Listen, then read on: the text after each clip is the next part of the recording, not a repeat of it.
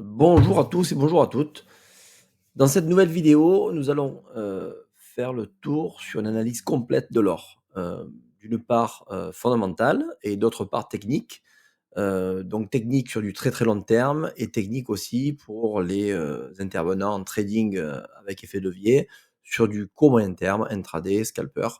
Donc on va passer en revue un petit peu les critères fondamentaux du gold. Donc écoutez, c'est parti, sans plus attendre, on va aller directement dans le vif du sujet. Il faut savoir que la réserve d'or est un fait très important sur une majeure partie des pays, ce qui donne une assurance aussi, euh, on va dire financière, par rapport aux pays qui en possèdent. Nous avons donc là, je vous ai retrouvé un petit classement de 2025 qui a été établi sur ce site-là. En premier, bien entendu, les États-Unis qui possèdent 8133 tonnes d'or. En deuxième, les Allemands avec 3351. L'Italie avec 2451. Et nous, la France, nous sommes en quatrième position avec 2437 tonnes d'or.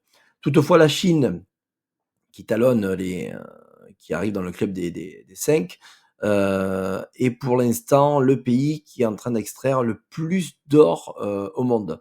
Donc elle procède depuis quelques années à extraire l'or de façon à avoir une réserve bien plus importante que ce qu'elle a actuellement. Alors la France est arrivée quatrième, pourquoi? Parce qu'entre 2004 et 2009, c'est marqué ici, elle se sépare de 589 tonnes d'or pour tenter d'améliorer son déficit public, ce qui est vraiment une absurdité sans nom, de façon à se séparer de l'or.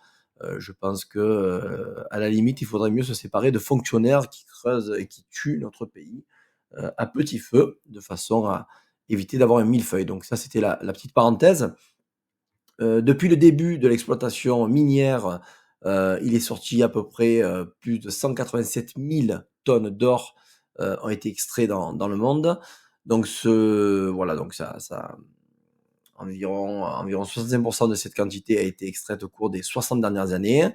Là, ce que l'on a ici, donc en cumul, bien entendu, ça n'équivaut pas aux 187 000 tonnes d'or, parce qu'il faut savoir que l'or aussi est réparti dans des composants électroniques qui permettent de faire fonctionner nos ordinateurs, nos voitures électriques et tout objet qui demande, qui demande le besoin du métal précieux.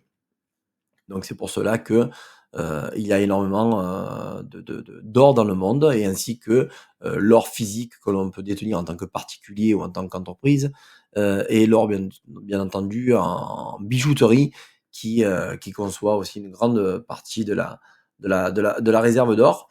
Donc ouais, parce que moi je vous disais auparavant, le principal producteur est la Chine avec environ 430 tonnes par an de production, donc soit 13% de la production mondiale. C'est la Chine qui en fait qui en donne le besoin, qui en donne la, la réserve.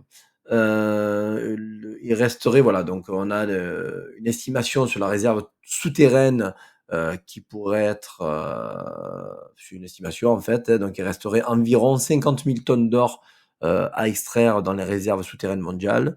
Donc c'est une estimation, mais de toute façon, le pour avoir accès à ces réserves, il est de plus en plus compliqué et ça nécessite des mines très très profondes, jusqu'à 3-4 kilomètres de profondeur pour extraire de l'or. Donc c'est sûr que l'or est parti pour encore monter. Il y a aussi le recyclage et l'or secondaire. Donc le recyclage, c'est les bijoux, c'est l'électronique, qui représente une part croissante de l'offre.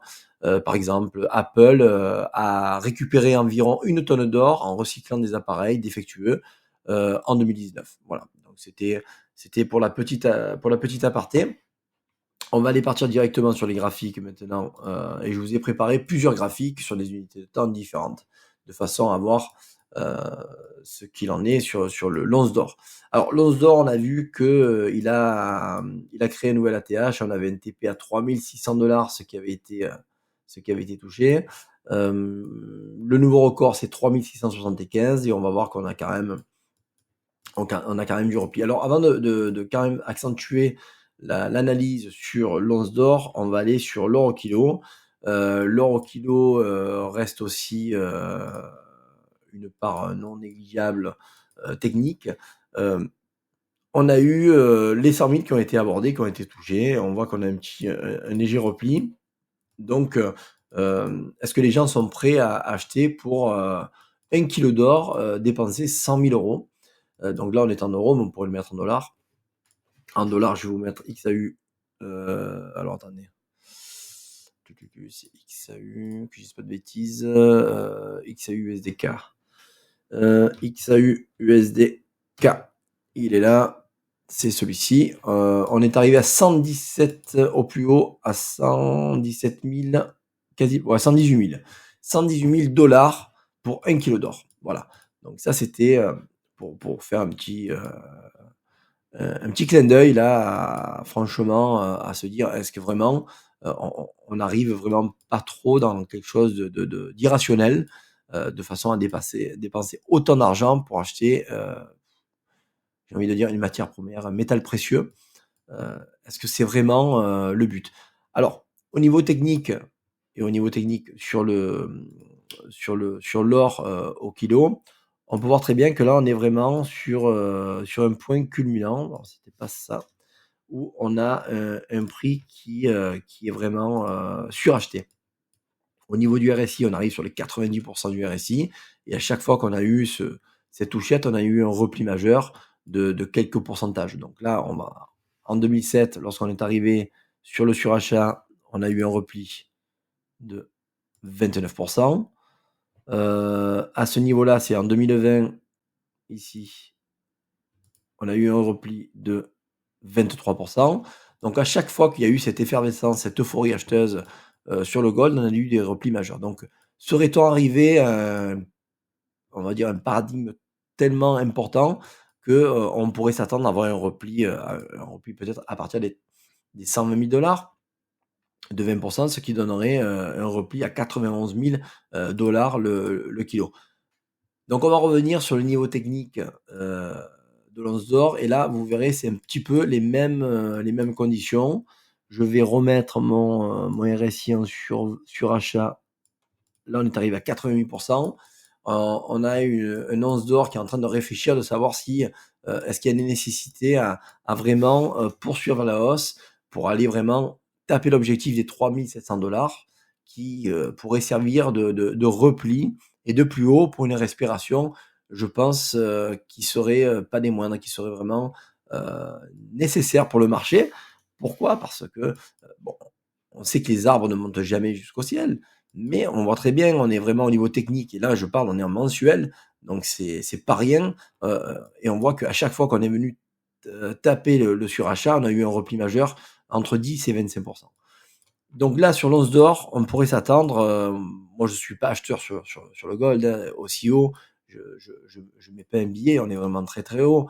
Donc malgré les petits replis que l'on a eu pendant quelques semaines depuis le mois de mai-avril sur le gold, et après avoir créé un nouvel ATH une fois le break des 3500 dollars l'once cassé, est-ce qu'on ne serait pas arrivé sur un dernier pump pour avoir un dump, c'est-à-dire une baisse, et une baisse équivalente assez importante.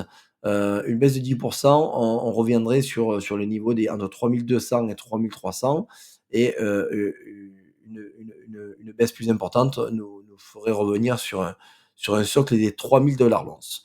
Donc là, pour l'instant, l'euphorie est toujours de mise, ça c'est vrai, mais je dis attention, prudence, parce que je pense qu'un jour on va se réveiller et ça va faire très mal. On voit très bien là en 2020, hein, il y a eu une petite euphorie, et donc du coup on a eu un repli de 22 points, de 22%. Alors l'euphorie, elle est présente.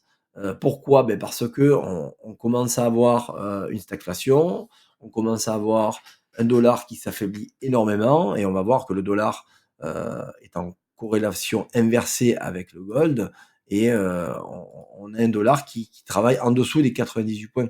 Et on a beaucoup d'indécisions de façon à voir le dollar progresser à la hausse, ce qui n'est pas le cas. Ce qui arrange bien les affaires des Américains, parce que ça leur permet d'être très compétitifs au niveau de leur production, de leur revente à l'étranger. Une monnaie trop forte pourrait dévaluer leurs bénéfices producteurs. Donc du coup, on a vraiment là, par ailleurs, une façon de voir ce que l'or, les réserves de dollars, enfin, qui ont pu être acquis par les gros investisseurs sont en train d'être vendus pour au profit du gold, qui reste une assurance, euh, on va dire un refuge, la valeur refuge sur lequel les gros investisseurs se replient en cas de problématiques géopolitiques ou économiques. Alors, on va aller voir aussi sur le taux à 10 ans. Le taux à 10 ans américain, et on va le scinder en deux morceaux. Le taux à 10 ans, le taux à 20 ans américain, on voit très bien qu'on est en train d'avoir un repli important. D'accord? Donc, on a le taux à 10 ans et le taux à 20 ans qui sont en train d'avoir un repli. Donc, il est peut-être moins important, moins intéressant d'investir sur les obligations américaines parce que le rendement est beaucoup moins important. Donc, de ce fait, ça bascule vraiment sur l'investissement or. Bon, peut-être des crypto-monnaies aussi en parallèle, mais l'or en prend le bénéfice. Voilà, donc sur le niveau fondamental et fiduciaire, que ce soit sur le dollar ou sur l'euro, hein, on a vraiment, on va dire, une stratégie de je vends une partie de ma monnaie dollar de façon à me réfugier sur l'once d'or. Et l'once d'or aussi, en dehors d'être une valeur refuge, reste une valeur très spéculative. Pourquoi? Parce que on a des traders avec effet de levier qui donnent énormément de volatilité et de perception haussière de l'étalon or, que ce soit pour les ETF aussi. Tous les produits dérivés qui vont être collés à l'or ont pris énormément d'ampleur et donc le marché reste ouvert à énormément de retail et de gros investisseurs et de grosses banques qui proposent à leurs clients aussi de façon à pouvoir échanger et prendre part dans la valeur de l'or. Voilà. Alors, ceci étant dit, on va aller voir un petit peu plus profondément sur le marché de l'or. Alors, je vais me mettre sur un autre graphique et là, on va partir sur les graphiques. Euh, c'est celui-ci, voilà. Pourquoi je suis en deux? En deux, en deux. Là, on va se mettre en un. Ok. Alors, il est où? Il est où le bonheur? Il est là. Donc ce matin, je vous ai envoyé une petite publication pour parler de notre échange hier pour les traders. On avait donc là, on va parler trading pur, ok. Donc on va finir l'explication sur du trading pur. L'idée, c'était quoi? C'était que hier, on avait pendant et avant les annonces de 14h30 sur l'inflation américaine, le support de 3620, 3622 qui avait été travaillé puis cassé. Et attention à la cassure fake. Pourquoi? Parce que on a eu un dollar qui s'est un petit peu renforcé pendant le courant de la journée, ce qui a donné un or un petit peu volatile et qui est reparti à la hausse. Toutefois, ce qu'il fallait prendre aussi en compte, c'était la cassure baissière du plus bas de la journée de mercredi 10 septembre, que l'on a eu au courant de la journée de jeudi, et ce qui a pu peut-être donner un sens très très baissier, mais j'avais dit attention, tant qu'on n'a pas de confirmation avec des clôtures en dessous de la journée de mercredi, le marché peut se retourner et partir à la hausse, et se servir des 3620, 3622 comme support, c'est ce qui a été le cas. Donc on voit très bien qu'en une heure, on a eu, avant les annonces éco, une clôture en dessous des 3620, 3622. Il fallait certainement pas rentrer dans le marché, ou à la vente ou à l'achat. On ne pouvait pas savoir ce qui allait devenir. Par contre, pendant les annonces, c'est juste un peu avant les annonces, on a un marché qui est reparti à la hausse. Et là, on va se mettre en 30 minutes. Et on voit très bien que pendant les annonces économiques sur l'inflation US, on a un marché gold qui est venu liquider tous les stops qui étaient placés ici pour repartir à la hausse et se stabiliser au-dessus des 3620. Donc j'avais dit à un des collaborateurs, à un des membres, attention, ne pas vendre pour rien et ne pas acheter pour rien non plus. On ne pouvait pas savoir ce qui allait devenir au niveau des annonces, mais toutefois, on voit très bien que le marché est venu se stabiliser sur le plus bas de la journée de mercredi. Donc c'était pas pour rien. C'était vraiment pas pour rien du tout. Donc là, on est venu après dans la journée venu retravailler des zones de la session asiatique de la journée même de jeudi. Toutefois, vendredi, on est venu casser la session asiatique pour venir récupérer les plus hauts de mercredi. Donc cette zone au plus haut et au plus bas de mercredi ont été travaillées à deux reprises. Là, on voit très bien qu'on est en train de rejeter le prix et on est aujourd'hui vendredi, donc 12 septembre. On voit très bien qu'on a un marché qui est baissier.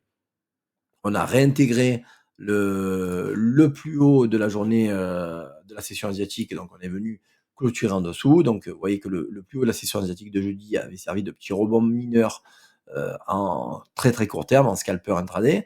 Et là, on voit qu'on est en train de venir récupérer la liquidité qui avait été donnée dans la journée de jeudi, puis vendredi matin. Donc moi, je dis une chose, c'est attention pour les traders intraday pour cette partie-là. Pourquoi? Parce que on pourrait avoir encore de la volatilité courant de l'après-midi. Voilà, comme je disais auparavant, est-ce que l'ATH des 3674, c'est le dernier record qu'on pourrait avoir avant d'avoir une consolidation de nos prix pour avoir un short par la suite, ou on va aller chercher les 3700 dollars qui se situent ici. Donc les 3700 dollars, on va les mettre ici, voilà, ici. 3700 dollars pour avoir un nouveau record sur le gold, ce qui ne serait pas impossible. On va voir que en 4 heures, on a pas mal de divergences qui sont en train d'être visibles et surtout qu'on a un RSI qui est en train de partir à la baisse. La divergence du 4 heures a pris tout son effet, donc attention au niveau technique. RSI 4 heures, on est toujours au-dessus des 50%. Voilà, on le voit très bien que c'est à chaque fois qu'on est au-dessus des 50%, on a un prix qui part énormément à la hausse. Et là, depuis le 22 août, depuis les 3320, 340, le marché est reparti très très haut. Une cassure du 50% pourrait donner un prix beaucoup plus faible, ce qui donnerait lieu à un retour sur les bases plus basses.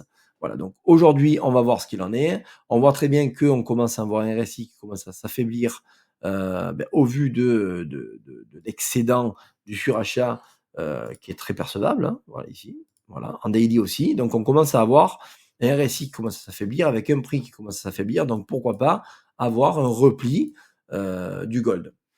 Donc voilà, moi je suis assez patient de voir si le gold va se faire shorter par la suite ou pas. Moi, ce que je vois très bien là en hebdomadaire, c'est une très belle divergence du RSI, c'est-à-dire une divergence entre le plus haut, hop, que je dise pas de bêtises, c'est là, ici, voilà. Le plus haut historique, c'est là. Voilà. Très belle divergence entre le plus haut des 3500 qui avait été tapé en avril 2025 et le plus haut sur lequel nous sommes en train de travailler le prix. On a une très belle divergence. D'accord? Donc, on va avoir peut-être un essoufflement de prix qui va donner lieu à un repli intéressant. Voilà. Donc, je ne dis pas qu'il va y avoir un repli de 10 à 20% assez rapidement. Toutefois, je dis attention. L'euphorie a continué. On a eu un mois de septembre explosif. Le mois de septembre, je pense que c'est le seul mois où on peut avoir un prix du gold qui a explosé à la hausse. Voilà, on a cassé tous les records. Voilà, on a cassé les 3005 et au-dessus. On a vraiment créé un gap de rupture avec un gap breaker des plus hauts qui a permis de créer cet ATH. Donc, attention à la clôture du mois de septembre et au mois d'octobre. Voilà. Donc là, pour les traders, pour les investisseurs long terme, eux, c'est pas grave. Ils s'en foutent. Ils peuvent rentrer, j'ai envie de dire, à n'importe quel moment. Toutefois, moi, je serai patient et en attente d'avoir un repli. Aujourd'hui, on va faire attention au plus haut de la journée d'hier sur lequel nous sommes en train de travailler, les 3640. Donc le plus haut de la journée de jeudi, c'est ça. Donc le previous day high, pardon, c'était celui-ci. On l'a un petit peu cassé, hein, c'est vrai, on est passé en dessous. Mais attention, on pourrait venir récupérer le bas de la session asiatique de ce vendredi, les 3630. Donc tout cela, ce sont des niveaux très intéressants où le marché peut venir prendre de liquidité. Entre 3637 qui reste une zone d'appui et 3630 le bas de la session asiatique, le gold pourrait venir y travailler. Voilà. Donc là pour l'instant c'est vendredi, on ne fait pas trop les fous sur les marchés.